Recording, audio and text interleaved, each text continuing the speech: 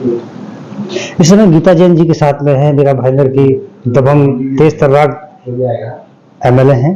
अपने तेवर के लिए जानी जाती हैं। पिछली बार भी चुनाव लड़ा, जब टिकट नहीं मिला तो बगावत करके, पार्टी से बगावत करके चुनाव लड़ा, और न केवल लड़ा बल्कि जीता भी।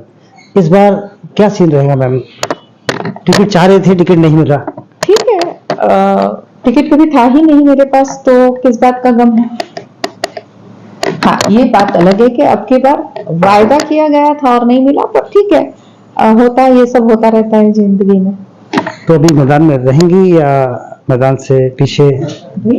मैंने जाहिर कर दिया कि मैंने अपक्ष, मैंने देखिए दोनों फॉर्म पहले से ही इसीलिए भरे थे कि मुझे लड़ना है और उसकी तैयारी मैंने पूरी की थी, तो मैंने दोनों फॉर्म भरे थे। इसका मतलब था कि मेरी लड़ने की पूरी तैयारी थी और मैं आज भी उसी तैयारी के साथ लड़ रही हूँ।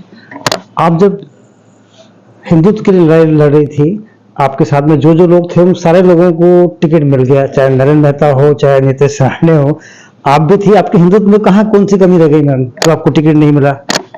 नहीं, मेरे हिंदुत्व में कहीं कोई कमी नहीं है, बल्कि पार्टी ने शायद पहचानने में गलती की, क्योंकि जिन्होंने हिंदुत्व को कभी पकड़ा ही नहीं था, जिन्होंने आज भी मस्जिदों को जब लास्ट वो थे उन्होंने फंड दिया था। और हिंदुत्व क्या होता है, देखिए धर्म के लिए मुझ पे 2 एफआईआर हुई है, उस हिंदुत्व के लिए मुझ पे 2 एफआईआर हुई है। सामने वाले के 22 एफआईआर में एक भी एफआईआर धर्म के लिए हुई है क्या, वो बता दें। तो आपको लगता है कि आपका हिंदुत्व ज्यादा दमदार है उनके? देखिए, हिंदुत्व ज्यादा और कम किसी में नहीं होता, जो ढोंग करते हैं उसकी पोल खोल रही हूँ। आपको लगता है कि इस बार मुकाबला पिछली बार की तरह आपके पक्ष में ही जाएगा? हर उम्मीदवार जीतने की इच्छा के साथ और एम के साथ ही लड़ता है। जहाँ तक विकास की बात की जाए और हिंदुत्व की बात की जाए, तो यहाँ पे जो लोकल आपकी जनता है, किसे ज्यादा पसंद करेगी, किसके ज्यादा पक्ष में वोट देगी? वो आप जनता से पूछना चाहिए। आप जनता की नब्ज जानती है, इसलिए पिछली बार भी आपने चुनाव लड़ा, इस बार भी मैदान में आप।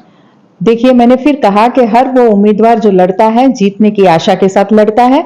जनता का फैसला किसके हक में आता है वो जनता ही जानती है, कोई ये बात पहले से कह नहीं सकता। आपको आश्वासन दिया गया था, आश्वासन पूरा नहीं हुआ, कैसा लगा आपको?